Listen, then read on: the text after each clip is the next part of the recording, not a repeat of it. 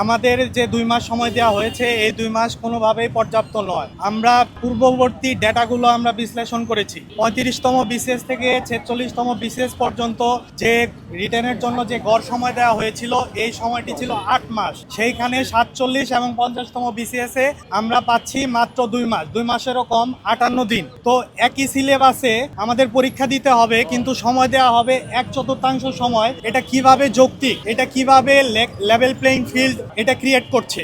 এই জন্য আমাদের দাবি দাওয়া নিয়ে এসেছি। আমাদের দাবি দাওয়াগুলো হচ্ছে আমাদের যৌক্তিক সময় দিতে হবে। বিসিএস লিখিত পরীক্ষা 50তম বিসিএস লিখিত পরীক্ষা অন্তত 2 মাস বাড়িয়ে জুলাই নিতে হবে।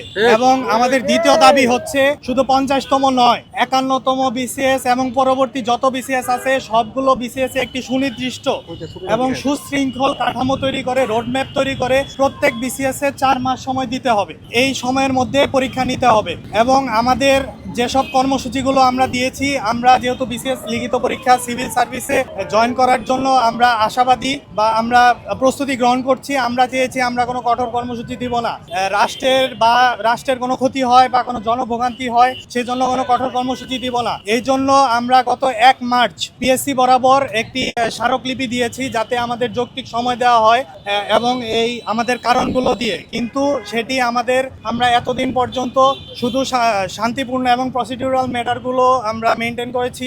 এখন আমরা কিছুটা কঠোর কর্মসূচিতে যেতে বাধ্য হব, যেহেতু মাননীয় প্রধানমন্ত্রী তারেক রহমান তিনি অত্যন্ত শিক্ষার্থী বান্ধব এবং তারুণ্যের কথা তিনি চিন্তা করেন। সেই দিক বিবেচনা করে আমরা নতুন সরকারের উপর আশা রাখতে চাচ্ছি